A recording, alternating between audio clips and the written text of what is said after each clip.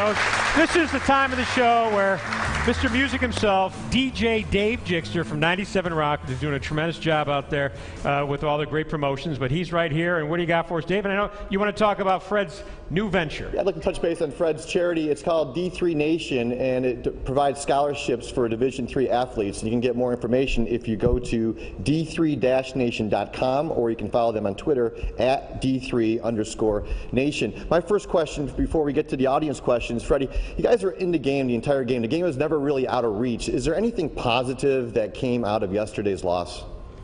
Well, it's one of those things where you go back and look at how you shot yourself in the foot, and then you figure out what it is you can do better.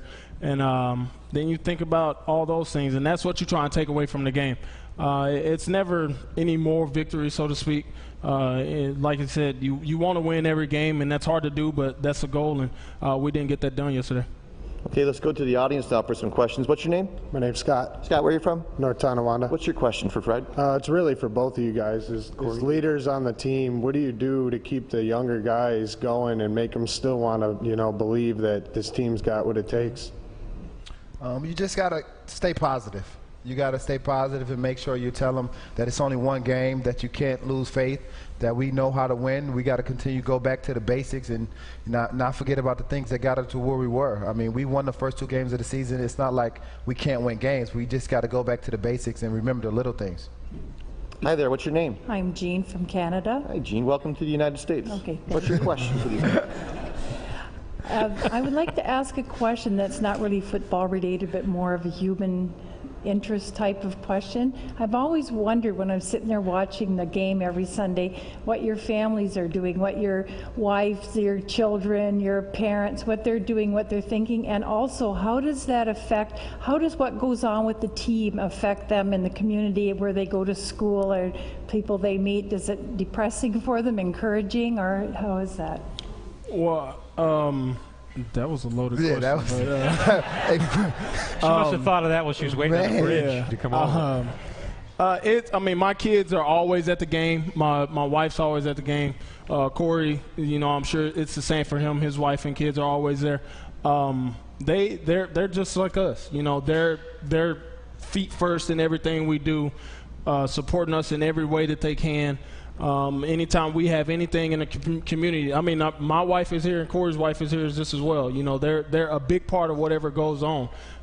They're the driving force that, keeps us motivated and keeps us going. And there's times where we walk home and we walk in and it's the duty of a wife to just say, hey, you'll be all right, and, it didn't happen the way you wanted it to, but just continue to work, and that's the best thing about having somebody like that at home for you.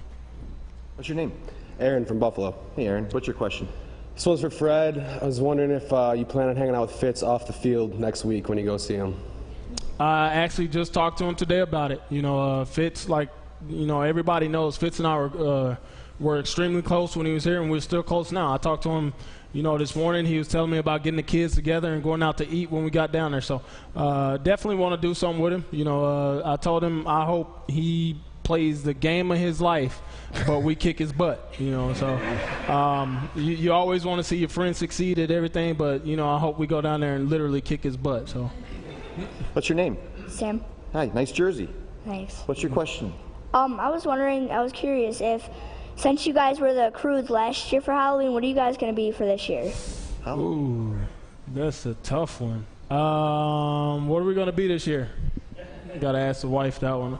I don't know. We'll come up with something. I'm sure it might be. I think we're going to do something Marvel related. All like maybe some Guardians of the Galaxies or something like that. We can all get that one pulled off. Oh.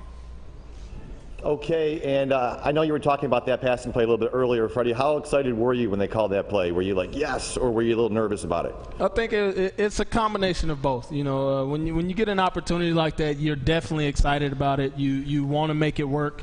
But at the same time, you're like, man, if I go out here and not throw a pick, I'm never going to hear the end of this. So, but, anytime, like I said, your coach calls your number, you want to go out and you want to make it work.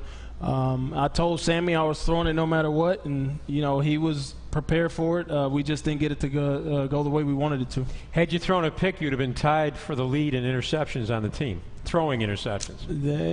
Thanks, you Bob. I'm glad I knew that. I know that now and not before the play. Okay, Groot. We'll be back to wrap up things on the Fred Jackson Show right after this.